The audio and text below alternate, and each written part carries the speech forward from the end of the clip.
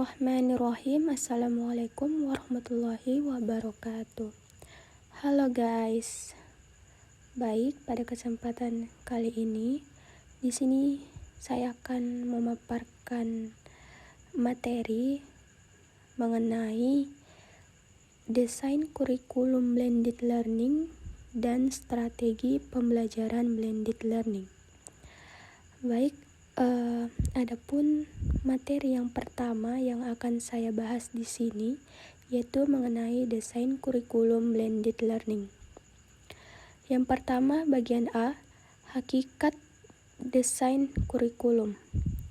Desain kurikulum adalah proses merencanakan struktur, konten, metode pengajaran, dan penilaian dalam suatu program pendidikan. Tujuannya adalah untuk memastikan bahwa pembelajaran dapat berlangsung efektif sesuai dengan tujuan pendidikan yang ditetapkan.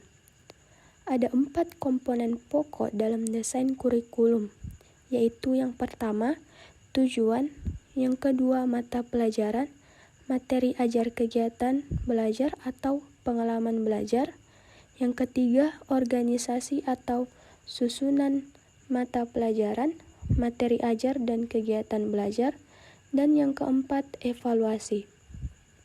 Keempat komponen tersebut saling bersinergi satu sama lain. Pembahasan yang kedua, bagian B, yaitu mengenai langkah-langkah dalam melakukan desain kurikulum.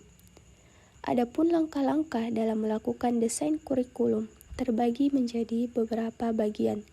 Di antaranya yang pertama, mengidentifikasi misi institusi dan kebutuhan para pengguna pendidikan.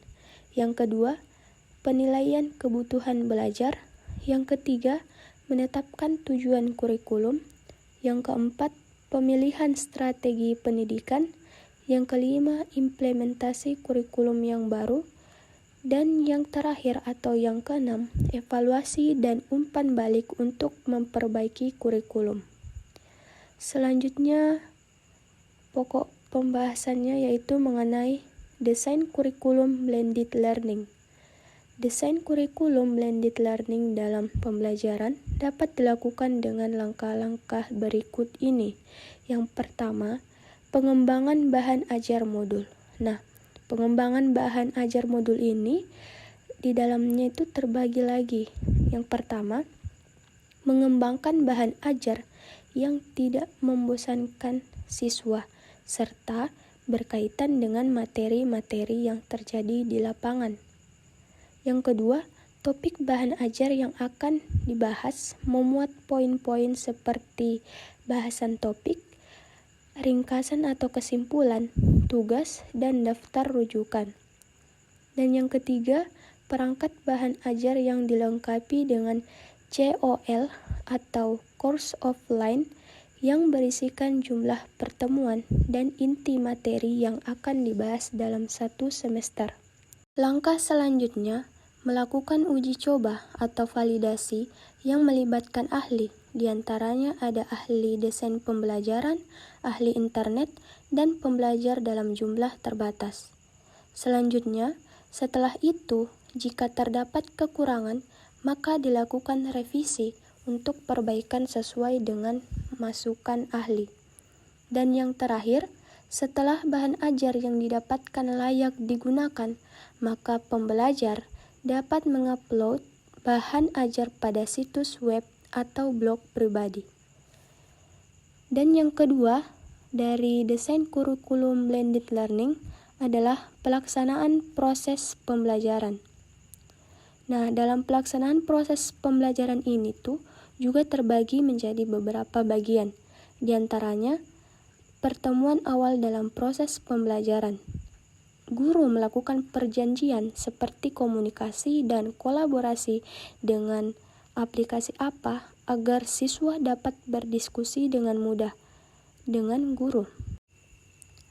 Baik, itulah tadi pembahasan mengenai materi pertama tentang desain kurikulum blended learning. Untuk selanjutnya kita masuk pada materi yang kedua, mengenai strategi pembelajaran blended learning. Nah, strategi pembelajaran blended learning ini akan dibahas 3 pokok pembahasan. Yang pertama, strategi blended learning. Strategi pembelajaran blended learning adalah pendekatan yang menyatukan elemen-elemen pembelajaran daring atau online dan tatap muka atau offline dalam satu framework pembelajaran yang terintegrasi. Pendekatan ini bertujuan untuk menciptakan pengalaman belajar yang lebih holistik. Nah, yang dimaksud holistik itu yang mengacu pada pendekatan yang melibatkan seluruh aspek individu dalam proses pembelajaran termasuk fisik, emosional, sosial, dan intelektual, interaktif, dan sesuai kebutuhan individu. Adapun beberapa strategi pembelajaran yang dapat diterapkan dalam konteks blended learning yaitu dengan menggunakan beberapa model.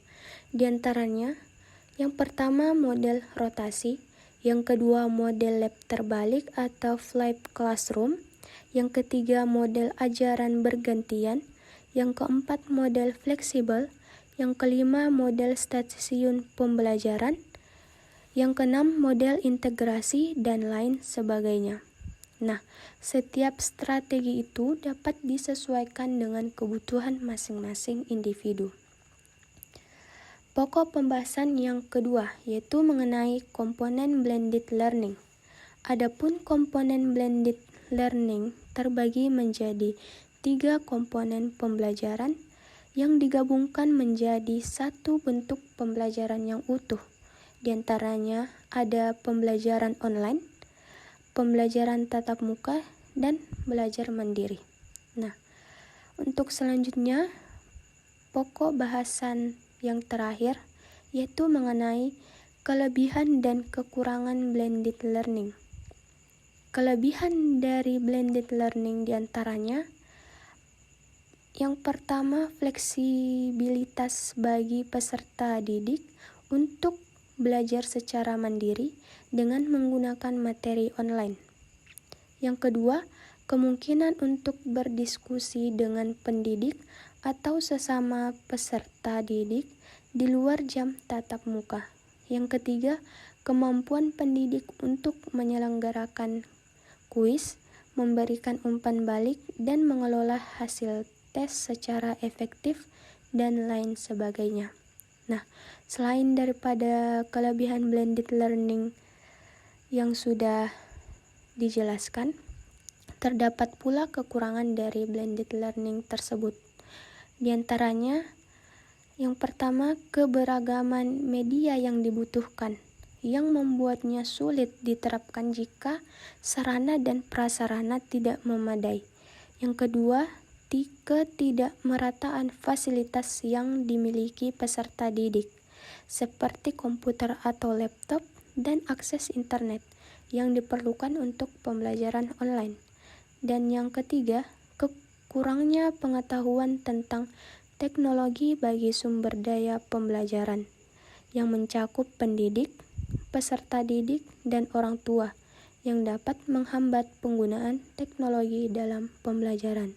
Dari berakhirnya materi yang sudah saya jelaskan, jadi berakhir pula konten atau video pada kesempatan ini. Kurang lebihnya mohon disempurnakan. Saya akhiri dengan ucapan wabillahi taufiq wal hidayah.